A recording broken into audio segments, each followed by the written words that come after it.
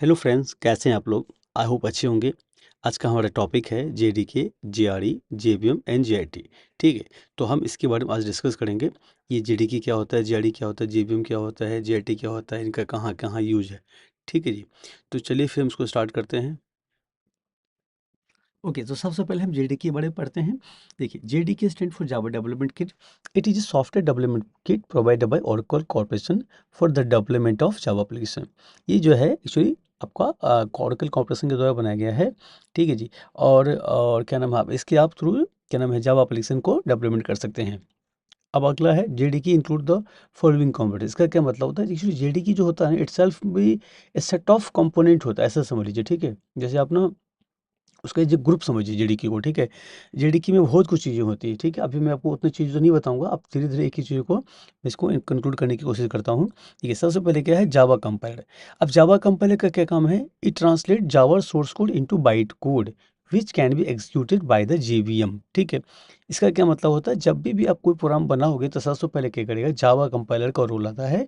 वो आपका क्या नाम है, प्रोग्राम को रन करेगा और आपको एक बाइट कोड दे देगा। ठीक है, अच्छा, इस बाइट कोड का क्या कर देंगे, तो जो बाइट कोड हमें को मिल जाता है तो उसको हम जेवीएम के थ्रू रन करते हैं। जेवीएम रन क्यों करते हैं, क्योंकि अगर आप मान लीजिए जेवीएम अगर नहीं होगा हमारे पास में, तो डिफरेंट डिफरेंट प्लेटफॉर्म पे जो डिफरेंट डिफरेंट आर्किटेक्चर पे हम जो एप्लीकेशन को रन करना चाहेंगे तो रन नहीं कर पाएंगे इसके बिना जेवीएम के। ठीक है, जैसे मान लीजिए मैंने क्या किया, एक मशीन पर प्रोग्राम बनाया, हमें बाइट कोड मिल गया।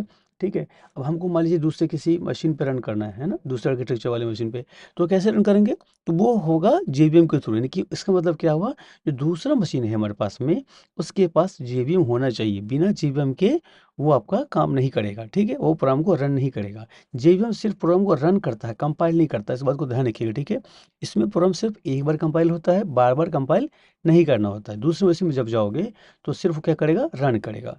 आई होप ये क्लियर हो गया होगा आपको। चलिए नए पॉइंट लेते हैं हम। अब आता है जावा वर्चुअल मशीन। जैसे मैंने आपको बताया है कि इसका मेन रोल क्या है, कि सीधा बाइट कोड लेने के बाद में इसको रन करना होता है। ठीक है, the run time environment that execute Java byte code, it is a part of Java run time environment. ठीक है, अब जेवीएम क्या है, जेवीएम भी एक्चुअली ना आप ऐसा समझ लो कि जीआरडी का पार्ट है। ठीक है, ये सब एक दूसरे का पार्ट है, ऐसा समझ के चलिए। ठीक है, अब जेवीएम का आपको रोल समझ में आ गया कि बाइट कोड को ट्रांसलेट करता है, क्या नाम है, जो सॉरी जो कोड है वो ट्रांसलेट के उसमें तो बाइट कोड में हुआ था, बाइट कोड को रन करके एप्लीकेशन को आप रन कर सकते हैं। ठीक है, किसी भी मशीन के लिए। अच्छा, तीसरा पॉइंट है जावा रन टाइम इन्वायरमेंट। ठीक है, तो it is subset of JDK that include the JVM and standard library needed to run Java application. अब जेडी का क्या काम होता है, ये भी ना एक, जैसे आपने अपने अकाउंट का लेके जेडीके सेट हो गया, तो जेडीके सेट जो होगा उसका सबसेट्स होंगे। ठीक है, तो ये एक आपका एक सबसेट हो जाता है। ठीक है जी। और क्या है, इस जेआरई में बहुत सारे लाइब्रेरीज होते हैं। लाइब्रेरी का क्या काम होता है, प्रोग्राम को रन करना होता है। जेआरई के थ्रू जो होगा, आप सिर्फ ना प्रोग्राम को रन कर सकते हो। जीआरडी के थ्रू, जीआरडी को यूज करके ना आप एप्लीकेशन को डेवलप नहीं कर सकते। आपको डेवलपमेंट अगर करना होगा तो आपको जेडीके चाहिए। यानी कि क्या, एक सबसेट से आप एप्लीकेशन नहीं बना सकते। जेडीके का जो सबसेट, जैसे कंपाइलर, जैसे जावा सी कंपाइलर हो गया, जेवीएम हो गया, जीआरडी हो गया ना, ये बहुत सारे कंपोनेंट हो गए। तो एक कंपोनेंट जो जीआरडी है, इससे क्या करता है, प्रोग्राम को रन करके रख देगा। ठीक है, इससे आप प्रोग्राम को डेवलपमेंट नहीं कर सकते। तो मेजर क्या डिफरेंस निकला आपका, कि जो जेआरडी है एक सबसेट है जेडीके का, और जेडी अगर आपको कोई एप्लीकेशन बनाना होगा तो जेडीके को यूज करोगे, ना कि जेआरडी को। जेआरडी से सिर्फ और सिर्फ प्रोग्राम आपका रन होता है। ठीक है, आई होप ये चीज़ें तीनों जो मैंने आपको बताया है, जावा क्या नाम है, जावा कंपाइलर, जेवीएम और जीआरडी क्लियर हो गया होगा। ठीक है जी। जीआरडी के ऊपर हम और एक से एक मैं आपको बताऊंगा अभी। फिलहाल इसको हम आगे लेके चलते हैं। ओके, अब है डेवलपमेंट टूल। अब डेवलपमेंट टूल का क्या मतलब होता है, जावा डेवलपमेंट के लिए ना बहुत से टूल्स भी होते हैं, जैसे जावा डॉक होता है, जेडीबी होता है ना। जैसे और भी यूटिलिटी होते हैं, जैसे मान लीजिए कोई आप क्या नाम है, एक एप्लीकेशन बनाओगे, सबको इक्लिप्स भी चाहिए होगा, है ना। इस तरह से बहुत सी चीज़ होती है, मतलब जब आप बनाए। ठीक है, अब जावा में जो प्रोग्राम बनाओगे तो कहीं ना कहीं लिखोगे, उसको डिबग करोगे, है ना, कुछ कुछ चीज़ों को यूज़ करोगे, तो डेवलपमेंट टूल के अंदर वो काउंट हो जाता है। ठीक है जी। ओके, अब है जावा एपीआई। इसका क्या मतलब होता है, एप्लीकेशन प्रोग्रामिंग इंटरफेस। ठीक है जी। तो it is a collection of library and API that provide various functionality for building Java application.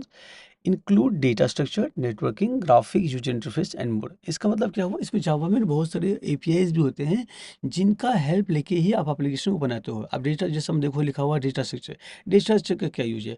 आप मान लीजिए ना आपके पास में बहुत सारे डेटा होंगे, तब वो कहीं ना कहीं रखोगे ना, तो किस डेटा को किस स्ट्रक्चर में रखना है ये तो आपका रिक्वायरमेंट पे डिपेंड करता है। तो जो डेटा को किसी स्ट्रक्चर में रखोगे तो हमारे पास में कुछ ना कुछ जावा के सॉरी जावा में डेटा स्ट्रक्चर को यूज करना पड़ता है हमको, ठीक है।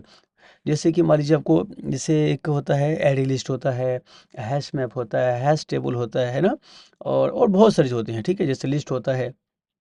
इस तरह से आप यूज़ कर सकते हो। नेटवर्किंग के एपीआईज होते हैं ना, जिसको यूज़ करने के लिए जैसे मान लीजिए कोई एपीआई कॉल करना है, सर्वर से डेटा लाना है, ऐसा ना, डाउनलोड करके रखना है। जो सर्वर वाला एक्टिविटी होगी क्या होगी, नेटवर्किंग हो जाएगा, है ना। जैसे ग्राफिकल जो इंटरफेस है, मान लीजिए कोई एप्लीकेशन ऐसा बनाना है जिसमें मुझे बटन लगाना है, टेक्स्ट फील्ड लगाना है, इस तरह से जो यूजर इंटरफेस दिखता है ना, तो उसको कहा जाएगा जावा इंटरफेस, ठीक है।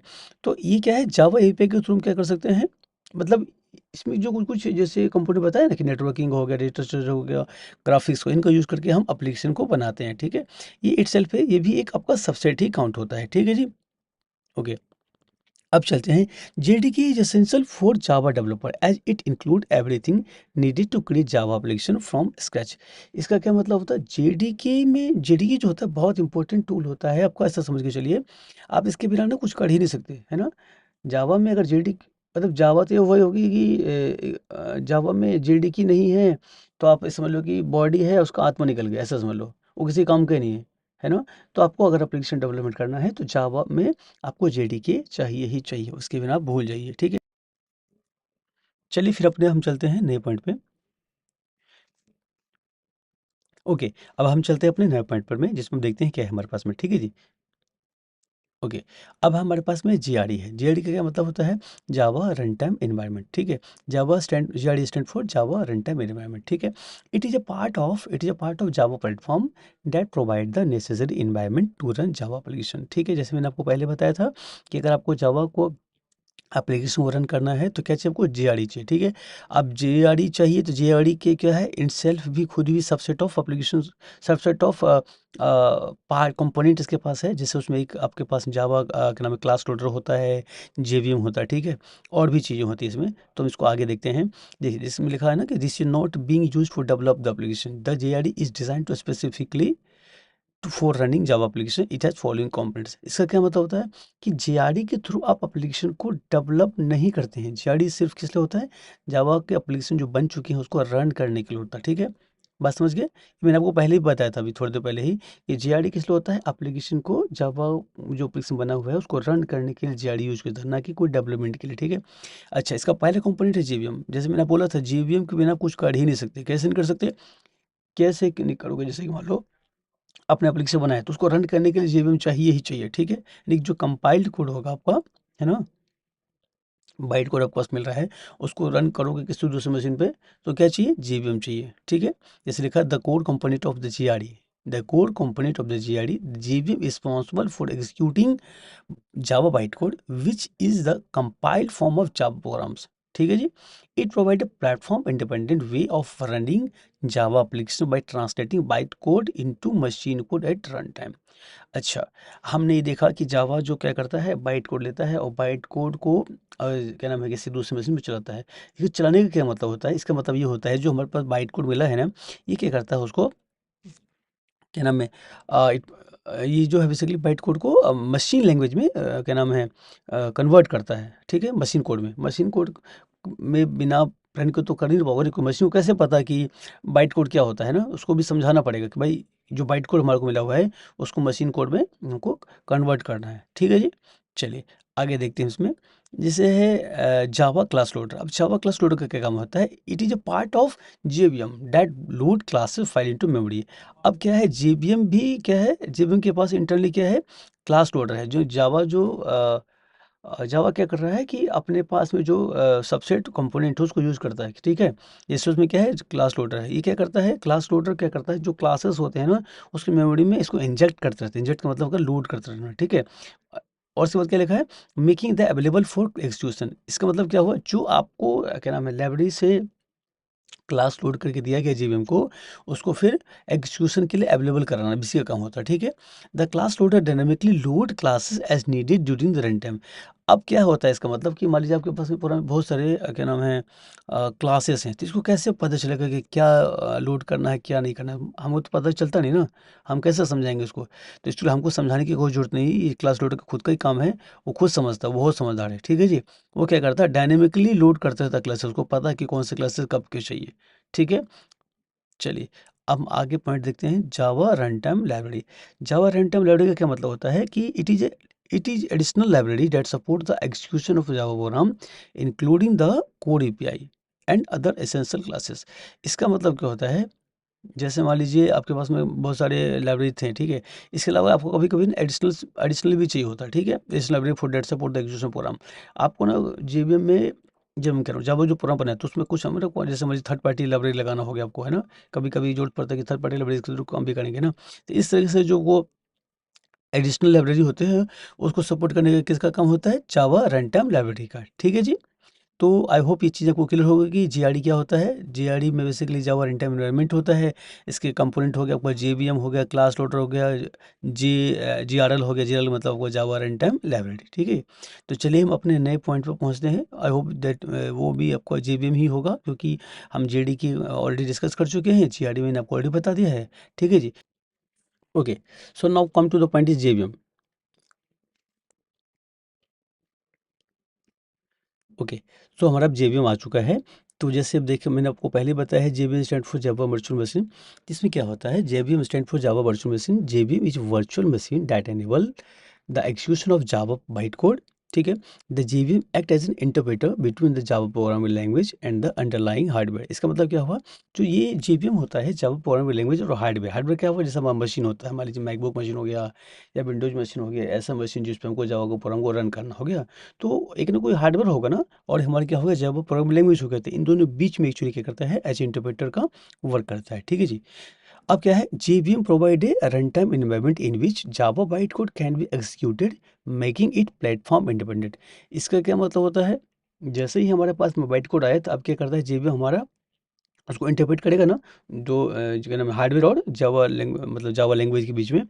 तो ये जो ये आपको क्या नाम है, ये जो प्रोसेस है, इसको ये प्लेटफॉर्म इंडिपेंडेंट के लिए होता है, ठीक है। अगर आप प्लेटफॉर्म इंडिपेंडेंट अगर नहीं बनाना है आपको, तो आपको ये चीज़ें चाहिए ही चाहिए, ठीक है। तो बिना जेवीएम के आप जो उसको प्लेटफॉर्म इंडिपेंडेंट जैसी चीज़ें नहीं कर सकते, अगर आपके पास जेवीएम नहीं है तो ये प्लेटफॉर्म इंडिपेंडेंट नहीं रहेगा, ठीक है जी। चलिए, अब क्या है, major function and component of JVM. अब जेवीएम के ना एक्चुअली कुछ कुछ कंपोनेंट्स होते हैं, ठीक है। जैसे एग्जीक्यूशन इंजन हो गया, है ना, जैसे मैंने बोला कि जेवीएम करता है, अरे करता तो है, ढेंग कैसे करता है ना, ये भी आपको देखना पड़ेगा ना। तो सबसे पहले पॉइंट क्या है, एग्जीक्यूशन इंजन, ठीक है। The core of the JVM responsible for executing the byte code, ठीक है। इसका मेन काम क्या है, बाइट कोड को ट्रांसलेट किस में करना है, मशीन कोड में, इसका मेन काम तो ये है ना। तो ये वही कह रहा है कि the code of the JVM responsible for executing the bytecode.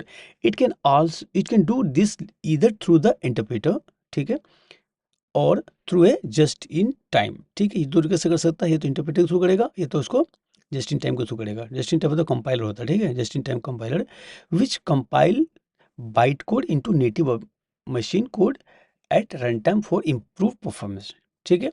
तो एग्जीक्यूशन इंजन का क्या काम हो गया, बाइट कोड को उसमें ट्रांसलेट करने वाला काम। इसमें कितने पार्ट होते हैं, दो पार्ट होते हैं, कैसे कैसे, या तो उसको इंटरप्रेटर के थ्रू कर लो या तो जेआईटी के थ्रू कर लो, है ना। दूसरा है क्लास लोडर। क्लास लोडर क्या होता है, ए सब system of the JVM responsible for loading classes. अब जब वो कह रहा है कि मुझे एग्जीक्यूशन इंजन चलाना, तो एग्जीक्यूशन इंजन में कुछ कुछ चीज़ें चलेंगी भी ना, तो चलेंगी क्या, क्लासेस चलेंगे ना, डिफरेंट डिफरेंट लाइब्रेरी कॉल्स होगी, वो कैसे कॉल होगी, तो वो काम जो कॉलिंग का प्रोसेस का है वो कौन करेगा, क्लास लोडर करेगा, ठीक है। इसका क्या काम होता है, क्लास को लोड करना, है ना। The class loader loads classes file into JVM, verify them and prepare them for execution. It also support the dynamic loading of classes during program execution. अब क्या है, ये ना वो कुछ सेट ऑफ फाइल्स तो पहले से पता होता है कि मुझे ये फाइल को लोड करना, ये फाइल को लोड करना, ठीक है। लेकिन ऐसी भी चीज़ें जो आपको पता ही नहीं क्या लोड करने वाला है ना, ये उसको भी सपोर्ट करता है, यानी कि डायनेमिक लोडिंग का भी जो प्रोग्राम जब चलता रहता है ना, इस बीच में सपोज कि हालांकि इसका भी कोड लिखा हुआ है, लेकिन जो क्या नाम है, रन टाइम पे जो क्लासेस चाहिए, जो फाइल्स को लोड करना है, वो भी जो जॉब है किसका है, क्लास लोडर का ही काम है। ठीक है जी। तो आई होप आपको एग्जीक्यूशन इंजन और क्लास लोडर का काम समझ में आ गया होगा। एग्जीक्यूशन इंजन का क्या काम होता है, मेन काम है बाइट कोड को ट्रांसलेट करना मशीन कोड में। इसको दो तरीके से कर सकते हैं, या तो जेटी के थ्रू कर सकते हैं या इसको इंटरप्रेटर के थ्रू कर सकते हैं। दूसरा क्लास लोडर, क्लास लोडर का क्या काम होता है, जो फाइल होंगे आपको, जो क्लासेस होंगे उसको मेमोरी में रन टाइम पे लोड करना होता है। ठीक है, ये जिसको डायनेमिकली भी कर सकते हैं, जो आपको प्रोग्राम एक्शन चल रहा होता है, या कुछ फाइल आपको पहले से प्री डिफाइंस होती है, उसको जाके आप कर सकते हो। ठीक है, ओके। अब हमारा पॉइंट है तीसरा, तीसरा क्या होता है, मेमोरी मैनेजमेंट। अब जेवीएम जो चल रहा है ना, तो उसमें जैसे मैंने बोला कि कोई फाइल को लोड किया, कोई को हटाया, तो ये हटाया वगैरह में ना मेमोरी भी तो कंज्यूम हो रही होगी ना। ऐसा तो नहीं कि सिर्फ आया गया है ना, तो मेमोरी बनता है, ऑब्जेक्ट बनता है। मान लो कि अपने ऑब्जेक्ट बनाए जा रहे हो, आप उसको रिक्लेम कर ही नहीं रहे हो, तो क्या होगा, वो अननेसेसरी उसका मेमोरी कंजप्शन चलता रहेगा। ठीक है ना। तो इसमें देखो हमने क्या लिखा हुआ है, the JVM manage the memory for Java application. इसका क्या काम होता है, इसका काम होता है, जेवीएम जो होता है मेमोरी को, जो जावा एप्लीकेशन मेमोरी मैनेजमेंट का भी काम इसी का होता है, जेवीएम का ही होता है। ठीक है, including allocating memory for object and garbage collection. ठीक है, इसका क्या मतलब, जो उसको अपडेट क्रिएट करना हो तो वो भी इसी का काम होता है, और गार्बेज कलेक्शन का भी इसी का काम होता है। ठीक है, the heap area is where object are allocated. अब हीप एरिया क्या होता है, जो ऑब्जेक्ट जब क्रिएट करते हो ना, तो कहाँ रखो जाओगे, तो वो क्या होता है, हीप एरिया में होता है। ठीक है, and the stack area is where method call and local variable are stored. एक स्टैक एरिया होता है, एक हीप एरिया होता है। ठीक है, ऑब्जेक्ट के लिए कहाँ होता है, ऑब्जेक्ट होता है आपका हीप एरिया में, और स्टैक एरिया में क्या होता है, मेथड्स होते हैं, लोकल वेरिएबल होते हैं। ठीक है, चलिए अब आता है गार्बेज कलेक्शन। अब जैसे मैंने पहले बोला, गार्बेज कलेक्शन होता है डिलीट करना, और क्या नाम है, डिलीट करना। तो गार्बेज कलेक्शन का मतलब होता है an automatically memory management feature that reclaim memory used by object that are no longer reachable in the application, preventing memory leak. ठीक है, इसका क्या मतलब है कि जैसे हमने बहुत सारे ऑब्जेक्ट क्रिएट कर दिए हैं सबको ना, तो उसको मुझे ना फ्री भी करना होता है, इसको रिक्लेम भी करना होता है। ठीक है, तो वो जो रिक्लेम होता है, अब मुझे तो पता नहीं चलेगा ना कि अब मान लीजिए किस में कितना रिक्लेम करना है ना, मुझे मैं एज ए डेवलपर जो है उसको रिक्लेम नहीं कर सकता, वो ढूंढ ही नहीं पाएगा उसको। ठीक है, तो यहाँ पर जो जावा कलेक्शन का क्या काम होता है, जावा कलेक्शन खुद ही कर देता है। ठीक है, ये चीज़ हमको खुद नहीं करना होता है, वो जावा कलेक्टर जो कलेक्शन होता है वो उसको खुद ही मैनेज करता है, हमको उसको मैनुअली मैनेज नहीं करना होता। ठीक है, ये हम करते क्यों, ताकि हमारी मेमोरी लीक ना बने। समझ रहे हैं, ओके। अब क्या है, byte code verification. Byte code verification का क्या मतलब होता है, JVM verify the byte code before executing to ensure it had to the Java language specification and does not violate any security constant. इसका क्या मतलब होता है, जो जो बाइट कोड का वेरिफिकेशन करना होता है ना, वो भी किसका काम है, जेवीएम का काम होता है। ठीक है, ये किस लिए होता है, सिक्योरिटी की रिगार्डिंग होता है। ठीक है, this verification process help maintain the security and robustness of the Java application. ठीक है, रोबस्टनेस के बारे में आपको पहले बताया था, आपने वो याद होगा। ठीक है, ठीक है ना, वो क्या याद, अगर याद नहीं है तो आप जाके एक बार उसे देख लीजिए, वीडियो को शुरू में ही मैंने बताया हुआ था। ठीक है, आपको अब दूसरे लेक्चर्स में आप वहाँ जाके देख सकते हैं। ठीक है, पहले वाला ही है बेसिकली, तो जिसमें लिखा होगा इंट्रोडक्शन टू जावा में, तो वहाँ पे मैंने रोबस्टनेस के बारे में अच्छे से बताया हुआ है, वहाँ पे जाके इसको देख सकते हैं। ठीक है जी, चलिए अब आते हैं JNI। JNI का मतलब क्या होता है, जावा नेटिव इंटरफेस। ठीक है, JNI और Java native interface is a framework in Java that allows Java code running in the Java virtual machine to interact with the application and library written in other programming language such as C and C++। अच्छा, जी आप ऐसा समझो कि JNI का main जो job है ना, जो जावा जीवीएम में जो कोड रन होता है ना, तो कभी कभी क्या होता है, उसको थर्ड पार्टी, जैसे मैंने पहले बताया था ना कि लाइब्रेरी जो लिखे हुए हैं। ठीक है, जैसे आपको कोई, आपको मान लो कोई कम्युनिकेट करना, सी में लैंग्वेज में कुछ लिखा हुआ है। ठीक है, या C++ में लिखा हुआ है, तो अगर आपको उससे इंटरेक्ट करना है, कैसे करोगे, जीवीएम को अगर किसी दूसरी लाइब्रेरी जो कि सी में लिखा है उसको इंटरेक्ट करना है, तो कैसे करेगा, वो करेगा JNI के थ्रू। आप समझ रहे हैं, अगर मुझे C++ या सी लैंग्वेज से कोई क्या नाम है, लाइब्रेरी को इंटरेक्ट करना है, तो वो किसके थ्रू होगा, JNI के थ्रू होगा।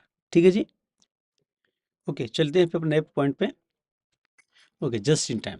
देखिए, जस्ट इन टाइम क्या होता है, ये एक्चुअली ना आप ऐसा समझ लीजिए कि जस्ट इन टाइम एक्चुअली जो जावा में जो परफॉर्मेंस बढ़ाने का काम होता है ना, वो जस्ट इन टाइम करता है। ठीक है, जैसे डेफिनेशन में देखोगे आप, लिखा है the J G JIT compile is a crucial part of JRE ठीक है। It help us improve the performance of Java application while they are running, यानी कि जब वो एप्लीकेशन आपको चल रहा होता है तो उसका जो परफॉर्मेंस बढ़ाने का काम किसका होता है, जेआईटी का होता है, ठीक है। The JIT compiler play a significant role in determining how well an application perform both the end user and the developer, ठीक है। एंड यूजर का मतलब क्या हुआ, जो लोग एप्लीकेशन को यूज करने वाले हैं, ठीक है, और जो इसको डेवलप करने वाला है। ऐसा नहीं कि जब डेवलपमेंट के टाइम पे जब हम बना रहे हैं तो वो बहुत टाइम खराब कर रहा है ना, तो एप्लीकेशन का परफॉर्मेंस जैसी चीज़ों को भी इसमें हम काउंट करते हैं, ठीक है जी। आई होप चीज़ें आपको क्लियर हो गई होंगी इस ड्यूरेशन में जो भी मैंने आपको बताया। जैसे पहले मैंने आपको बताया था, ऊपर चलते हैं। ओके, तो जीडी के बारे में मैंने आपको बताया, और उसके बाद फिर जीआरडी के बारे में बताया, ठीक है ना। उसके बाद फिर हमने उसके जीआईटी के बारे में बताया। तो चीज़ें आपको उसमें से क्लियर हुई होंगी। अगर आपको उसमें कोई डाउट है तो प्लीज़ वीडियो को एक बार रिमाइंड, 2 बार रिमाइंड कर करके देखिए, आपको अच्छे से समझ में आ जाएगा, ठीक है। अगर फिर भी कोई डाउट होता है तो प्लीज़ कमेंट कीजिए, उसमें मैं आपको आंसर दूंगा, ठीक है जी। थैंक यू फ्रेंड्स, वीडियो को यहाँ तक देखने के लिए। आई होप कि वीडियो आपको अच्छा लगा होगा। मैं आपसे रिक्वेस्ट करना चाहता हूँ, प्लीज़ वीडियो को लाइक कीजिए, वीडियो पे कमेंट कीजिए एंड अपने फ्रेंड्स के साथ इसको शेयर कर दीजिए। एंड यस, वीडियो को सब्सक्राइब करना मत भूलिएगा, खुद भी करिए और अपने फ्रेंड्स के भी सब्सक्राइब करवाइएगा, ठीक है। चलिए फिर मिलते हैं अपने नए वीडियो में, तब तक के लिए बाय बाय।